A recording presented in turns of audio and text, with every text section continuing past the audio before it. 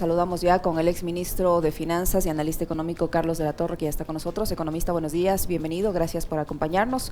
Le saludamos a Alexis Moncayo, quien le habla a Licenia Espinel. Ayer el presidente de la República, a través de su representante, presentó el denominado Plan de Desarrollo, el plan de creación de oportunidades que fue entregado finalmente a la Asamblea Nacional y que tiene entre sus ejes el económico, y el gobierno dice que con él buscará reactivar la economía, atraer la inversión, generar empleo y comercio en el mundo. El eje social habla de erradicar la pobreza, generar inclusión, garantizar acceso a la salud, a la educación, la prioridad de la niñez, el eje de seguridad, garantizar la seguridad ciudadana, el eje de transición ecológica, garantizar el equilibrio entre crecimiento económico, cuidado del medio ambiente y bienestar social, y el eje institucional, fomentar, dice, la ética pública, transparencia y lucha contra la corrupción. Según este plan de desarrollo, entre el 2021 y el 2025 el gobierno prevé reunirse también con varios sectores para tratar de poner en práctica este proyecto, alcanzar, dice, 30 mil millones de dólares que estarían comprometidos en inversión privada directa hasta el 2025. ¿Usted ha podido revisar este plan de desarrollo? ¿Cree que todo lo que se ofrece con él es posible llegar a cumplir? ¿Estas metas se van a llegar a cumplir? Licenia, buenos días. Alexis, buenos días. Un saludo a todas y todos quienes nos están escuchando. Desgraciadamente, este tipo de anuncios rayan en pirotecnia política. Anuncios por aquí, por allá, ofrecimientos de supuestos resultados positivos para el país, pero cuando vamos a analizar las posibles acciones en materia económica, ninguna de ellas va en el sentido para poder alcanzar estas metas, que de paso son tremendamente optimistas en relación a la situación real del país que estamos viviendo en este momento. Economista, ¿cómo le va? Muy buenos días, un gusto como siempre conversar con usted, saludarle de paso. Las condiciones económicas del país, ¿cuáles son? ¿Cuál es la perspectiva con la que vamos a cerrar el último trimestre de este 2021? ¿Y cuál es también la expectativa que usted tiene con respecto de lo que sería el envío de este nuevo proyecto de reforma legal que se enviaría el próximo viernes a la Asamblea y que tenemos entendido, por lo que conocemos, incluiría diversos temas, lo cual prohíbe la Constitución y la propia ley de la función legislativa? Bueno, efectivamente tenemos anuncio, esta expectativa de un proyecto de ley que ya nacería incumpliendo la Constitución, que no nos debería sorprender si es que nosotros miramos la reforma presupuestaria que fue devuelta el día de ayer, que fue entregada a sí mismo sin cumplir con el requisito previo del Plan Nacional de Desarrollo, que también lo establece la Constitución. Es decir, y resulta que la norma vigente no es importante para la acción de gobierno en materia, en este caso, económica. Pero ¿qué es lo que sucede? A ver, a nosotros nos siguen vendiendo la idea de que el problema es fiscal, es decir, que la caja fiscal no tiene recursos y que hay que buscar ese dinero y que con eso se va a resolver, por ejemplo, con la famosa muletilla esta del Estado obeso, que hay que reducir el gasto público, que hay que buscar otros ingresos, y adicionalmente el otro cuento de que van a traer inversión privada masiva al Ecuador. Pero ¿cuál es la realidad? El problema fiscal es tremendo, pero no es ese el problema central. Este es consecuencia de lo que la economía ecuatoriana se viene ya frenando, inclusive desde antes de la pandemia, y la pandemia lo que ha hecho es exacerbar este deterioro que ya veníamos viviendo desde el año 2018, justamente por un mal manejo desde lo fiscal, que es lo que provocó ya que la economía ecuatoriana empiece a letargarse en los años anteriores.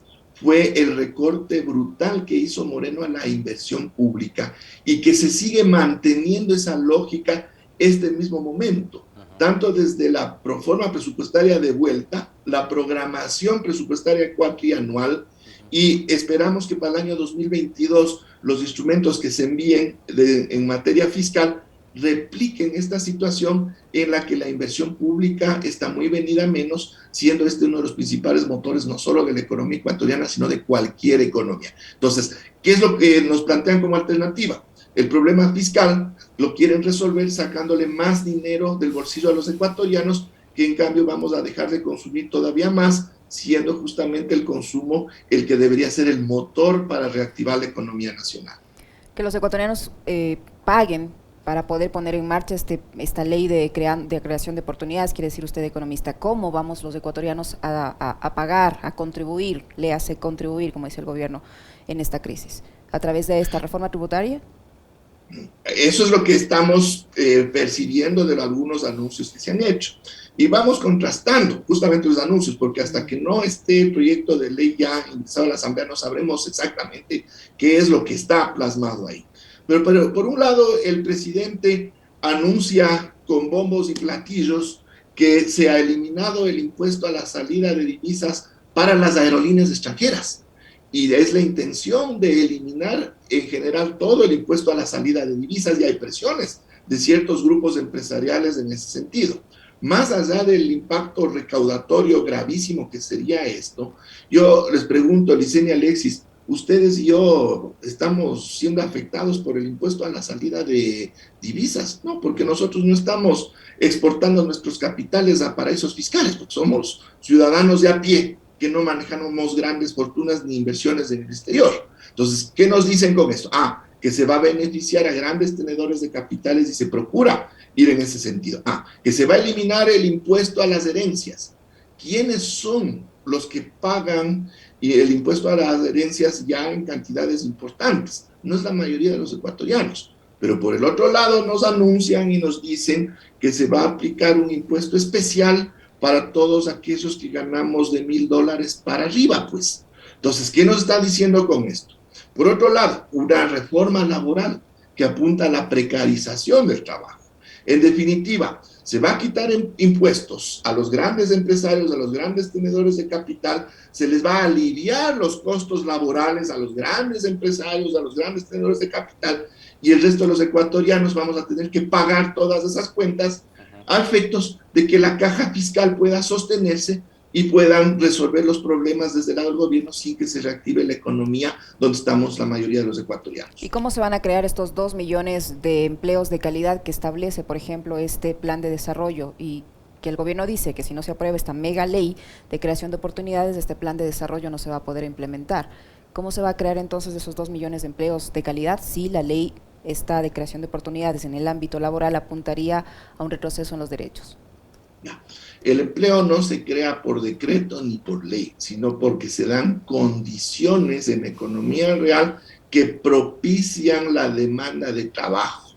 Y para que se demande más trabajo y se cree empleo, se tiene que producir más. Pero para producir más hay que vender, pues.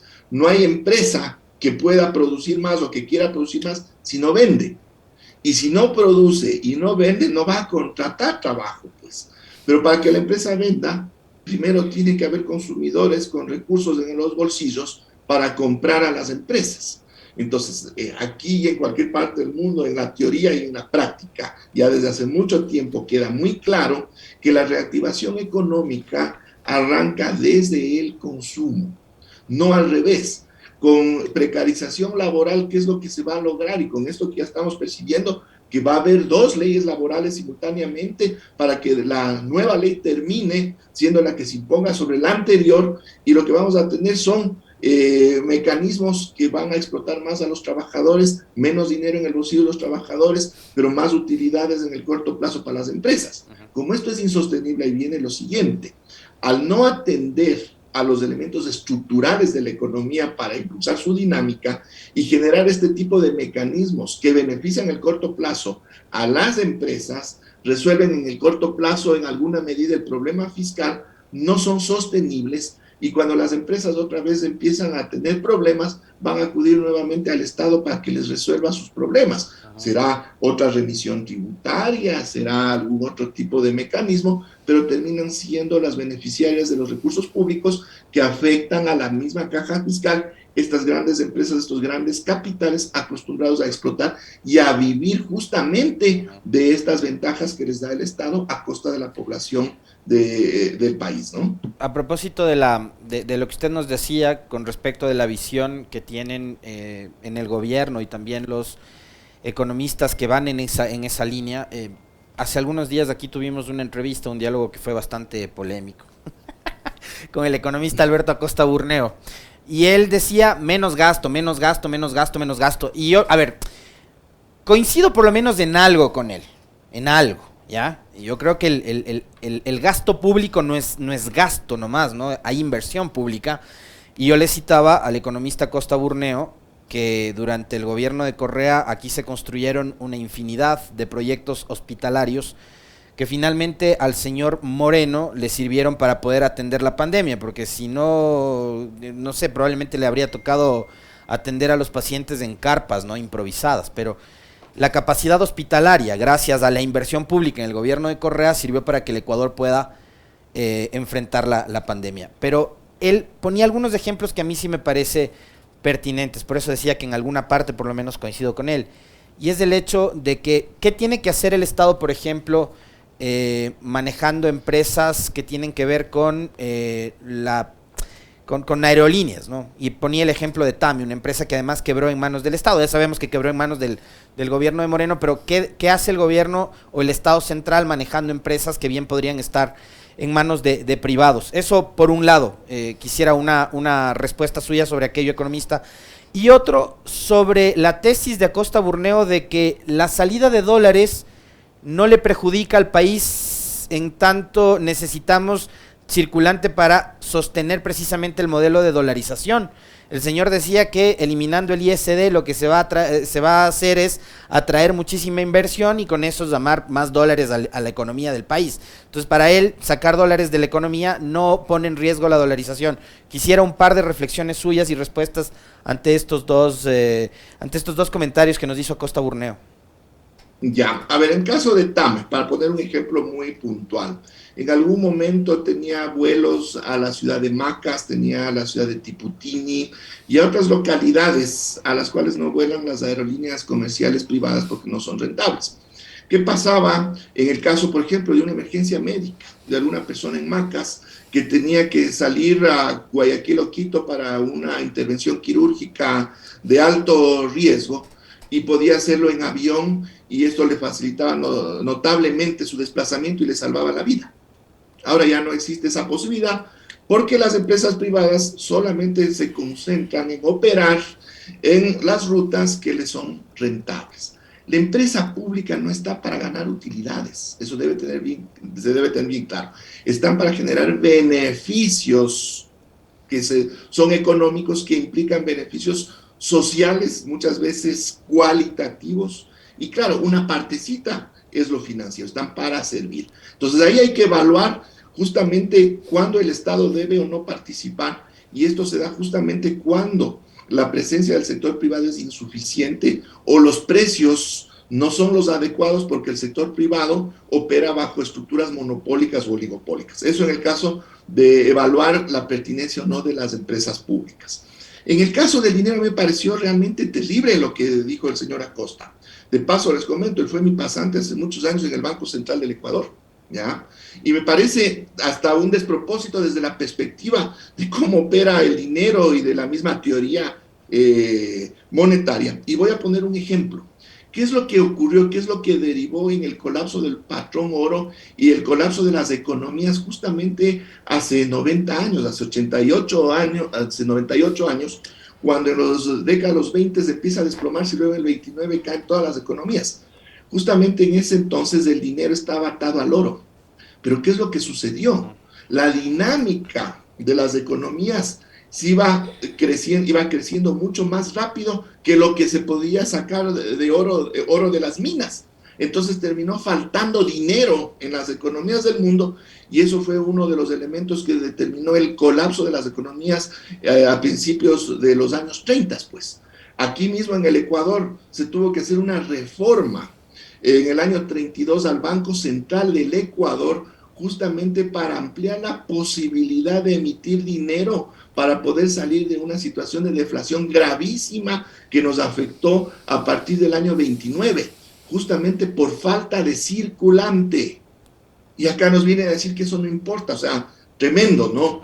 Pero desgraciadamente ahí está el dogma frente a la realidad y frente a lo que se aplica en otras partes y frente también al conocimiento profundo de la teoría y la práctica en el ámbito monetario y financiero. Vamos en contrasentido y a ratos como que el Ecuador se ha convertido en una suerte de país al revés, ¿no? A ver, quisiera partir de las propuestas en época de campaña. El señor Andrés Arauz proponía aquel plan del 1000 de una, que era inyectar $1.000 millones en la economía del Ecuador, entregándoles $1.000 a 1 millón de madres o de mujeres con niños, con familia, para poder de alguna forma sostener el hogar y por otro lado reactivar la economía. De parte del gobierno no vemos ni siquiera algún intento de, no por la vía de la entrega de una renta de este tipo, sino, o por lo menos una línea de crédito. No vemos todavía una señal o una hoja de ruta clara que vaya en ese sentido. ¿Qué es lo que debería hacer el gobierno de forma urgente, economista de la Torre, para poder reactivar la economía? Como usted bien decía, más allá de lo que diga el papel, lo que diga la ley, porque con una ley que se apruebe en la asamblea en 30 días o en 40 días, lo que les tome, no se van a solucionar los problemas que tienen más de 8 millones de ecuatorianos que son parte de la población económicamente activa y que probablemente la gran mayoría no tienen en este momento un trabajo estable. A ver, yo voy a poner un caso muy particular para evaluar justamente este avance en contracorriente en materia económica de parte del gobierno nacional. Y le citaba esto de la contracorriente, ¿sabe por qué? Porque en los últimos días desde Estados Unidos llegó la noticia de que Joe Biden les iba a gravar con impuestos a las más grandes fortunas que tiene Estados Unidos. Y acá en cambio estamos haciendo todo lo contrario. Le seguimos trasladando la carga de la crisis a la clase media, que es de paso ya la más golpeada. Ya, antes de entrar en la parte tributaria, que ahí también hay mucha tela que cortar, vamos a ver los precios de los combustibles, los precios internos de los combustibles. Eliminado el subsidio a las gasolinas y al diésel, y con esta fórmula que hace que cada 11 de cada mes amanezcamos con unos precios más altos de los combustibles, ¿qué es lo que provoca? No solo está encareciendo el transporte personal, sea en transporte público o en el vehículo privado de todos los ecuatorianos, sino que está encareciendo notablemente la producción local porque los costos de transporte se van incrementando. Entonces, ¿qué es lo que sucede? Por cada dólar adicional que pagamos por nuestro transporte personal, sea llenando el tanque del vehículo, quienes tienen la suerte de tener un vehículo, pagando un pasaje en el transporte urbano más alto, o simplemente pagando precios más altos en el mercado, porque todo se va encareciendo, ese dólar adicional que estamos pagando por todo esto es un dólar menos para poder consumir bienes y servicios producidos en la economía nacional. Es un dólar menos que va a utilizarse para incrementar producción y que esa producción que se incremente demande más trabajo y esto genere empleo. Entonces, desde esa perspectiva, estamos ya en una situación totalmente contraria a lo que se necesita en una etapa de reactivación luego de los impactos tan graves del COVID que exacerbaron una situación que ya venía en deterioro desde tiempo atrás. Vamos al tema impositivo, ¿no? La misma CEPAL, Comisión Económica para América Latina, en un informe de hace pocos meses, daba cuenta de una variable que se llama el gasto tributario. ¿Qué significa? Los tributos son para recibir ingresos, no la caja fiscal, pero el gasto tributario es cuando se deja de recibir ingresos que están normados en términos de recaudación tributaria y arancelaria, porque se generan exenciones tributarias que a ciertos actores les permiten justamente no pagar esos impuestos por A o B razones, normalmente políticas. En el caso ecuatoriano, ese gasto tributario alcanza, según la CEPAL, $7,000 millones. ¿Ya? Ahí también están subsidios, ¿no?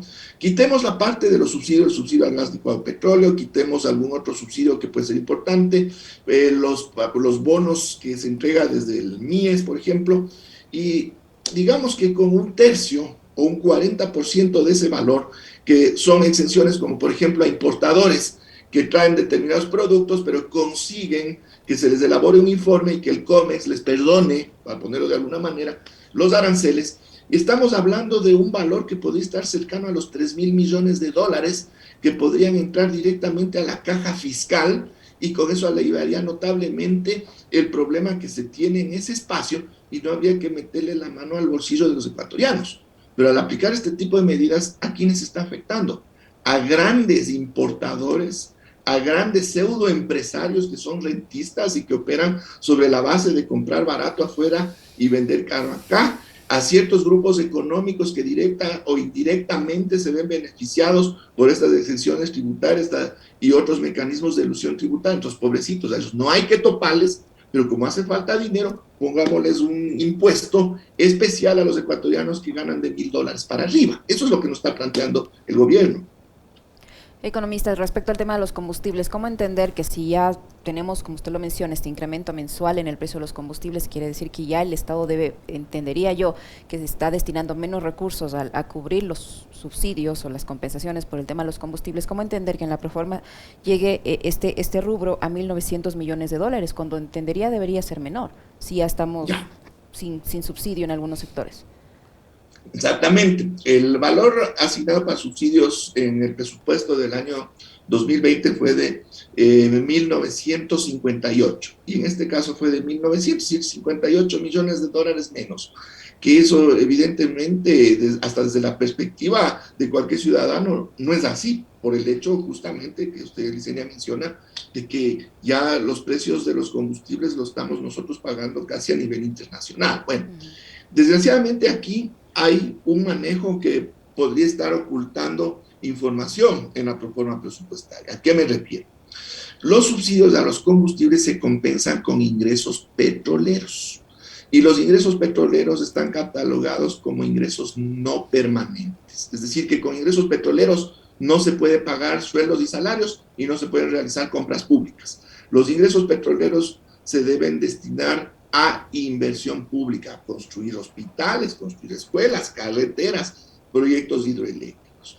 Pero justamente por los problemas en el manejo fiscal y cierta torpeza, diría yo, que viene del periodo anterior en cuanto a justamente al uso de los recursos, termina obligándole al gobierno actual a tener que echar mano de estos recursos para poder atender gasto corriente. Tan es así que el propio presidente se adelantó ya hace un mes más o menos con un decreto ejecutivo en el cual declaraba una situación excepcional para poder atender una disposición constitucional que prohíbe el uso de recursos petroleros para gasto corriente. Ya se están adelantando. Y con esto lo que hacen es ocultar un posible ingreso petrolero a título de que están financiando unos subsidios que no existen, justamente para destinarle a gasto corriente, dada la precariedad de la caja fiscal y los problemas estructurales que están en la proforma presupuestaria, que a la final nos generan muchas dudas, inclusive de los datos que están ahí consignados, inclusive para sectores o actores a los cuales se les incrementan las asignaciones. Es decir, esto viene a complementar el desastre en la construcción de esta proforma para tratar de justificar en alguna medida ciertos recursos en el gasto corriente, ¿no? Economista, ya que mencionó el tema de ilegalidades, yo le quisiera preguntar sobre algo que lo comentaba hace un momento en el segmento de la opinión, y es que como estaría previsto el envío del paquete legal para este viernes, se trataría de una ley trole, ¿no? Una ley que incluye varios temas, que no va a ser uno solo, y que abordaría lo tributario, lo laboral, no sé si metan también algún tema de créditos y demás, pero ahí ya hay algunos abogados, muchos de ellos especializados en tema legislativo, que advierten que sería ilegal e inconstitucional, porque tanto la Constitución como la Ley Orgánica de la Función Legislativa establecen claramente que cualquier paquete legal, incluido uno que va a llegar con el carácter de económico urgente, solo puede abordar un tema. ¿Usted qué opinión tiene? Más allá de que sabemos que es economista y no abogado, pero usted también fue parte del Ejecutivo, fue ministro de Finanzas y estuvo a cargo también del envío de reformas legales a la Asamblea. A ver, vamos con la proforma presupuestaria. Enviaron la proforma presupuestaria en el último minuto y sin cumplir la disposición constitucional de que primero tiene que aprobarse, no solo tiene que elaborarse el Plan Nacional de Desarrollo. Ahí hubo un incumplimiento constitucional ilegal en relación a lo que establece el artículo 38 del Código Orgánico de Planificación y Finanzas Públicas, y al Ejecutivo no le importó, ¿ya? En este segundo caso, el hecho de mandar un proyecto de ley que toparía diversas materias, que evidentemente no corresponde con lo que establece la Constitución en el caso de proyectos económicos urgentes, también estarían yéndose en contra de las disposiciones constitucionales, y creo que tampoco les importaría, porque acá lo que cuenta es el resultado nomás. Si es que logran pasar ese proyecto de ley y pueden ya implementar este tipo de medidas que apuntan, como indicábamos anteriormente, a tratar de ponerle un parche a las finanzas públicas, sacándonos más dinero del bolsillo de los ecuatorianos, generar ventajas para la gran empresa a través de precarización laboral, y quién sabe qué otros aditamentos contenga este proyecto de ley. Pero no sería esto, en cierta manera, economista, de forma deliberada, porque entiendo que tienen gente preparada que sabe cómo es el procedimiento, y que insistan en enviar una ley que tiene varios temas y que ya viene de inicio inconstitucional, para que la Asamblea lo rechace y diga, ahí está, la Asamblea me está obstruyendo. No, la Asamblea no quiere colaborar para la reactivación económica, y seguir en esta suerte de echarle la culpa a la Asamblea porque el gobierno no puede implementar algunas de las ideas o de las propuestas que tiene en mente.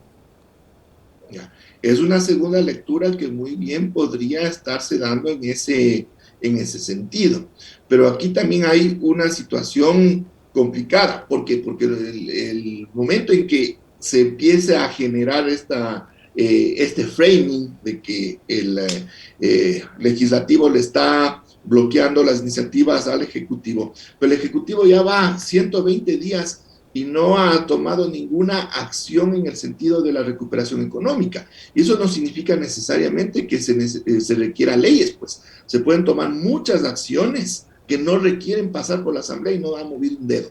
¿Y qué es lo que sucede? Los ecuatorianos, muchos con expectativas de que con un nuevo gobierno iban a darse cambios favorables en función de su situación tan precaria, no ven que se esté haciendo nada. Entonces, desde esta perspectiva de deteriorar la imagen de la Asamblea, quizás enfocándose hacia una consulta popular, y en la consulta ahí sí definir los lineamientos que le permitan al gobierno actuar dentro de su línea, o hasta una muerte cruzada, mientras más pase el tiempo y esas expectativas positivas vayan agotándose, menores espacios tendría el gobierno para esta otra estrategia. Y desgraciadamente el envío de una ley con estos problemas constitucionales lo que sigue es quemando un tiempo que para el gobierno puede ser valioso, en el sentido de que si su estrategia es esta de buscar estas alternativas de democracia directa para poder saltarse la Asamblea, ya no le van a funcionar. Entonces aquí hay una situación también de perjuicio para el propio gobierno, si es que insiste con esta lógica de no atender los mandatos constitucionales, generarse otro problema político en ese sentido. No sé si tienes más inquietudes, Alexis. Le queremos agradecer, economista, por su tiempo, por la información que nos ha podido proporcionar. ¿Cuál es el destino finalmente ahora de la proforma presupuestaria? ¿Tiene el Ejecutivo que hacer caso, no hacer caso a las observaciones que fueron formuladas ayer, o insistir en la que ya presentó y que pase por el Ministerio de la Ley? A ver, el Ejecutivo desde el día de ayer tendría 10 días para poder atender las observaciones. Son bastantes, eran como 11 y profundas, ¿ya? Y podría uno ratificarse, es decir, remitir nuevamente la proforma tal cual y la Asamblea tendría que pronunciarse, o arreglar en la medida de lo posible, o simplemente dejar las cosas ahí para que la proforma se vuelva presupuesto general del Estado por Ministerio de la Ley.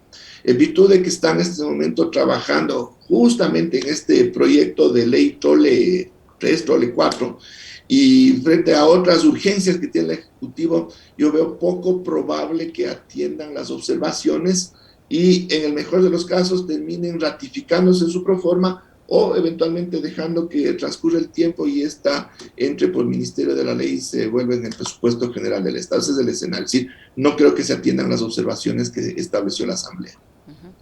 Muchísimas gracias, economista. El exministro de Finanzas, Carlos de la Torre, analista económico que ha estado con nosotros. Gracias, economista de la Torre. Muy amable. Muchísimas gracias y como siempre a las órdenes. Un buen día. Gracias.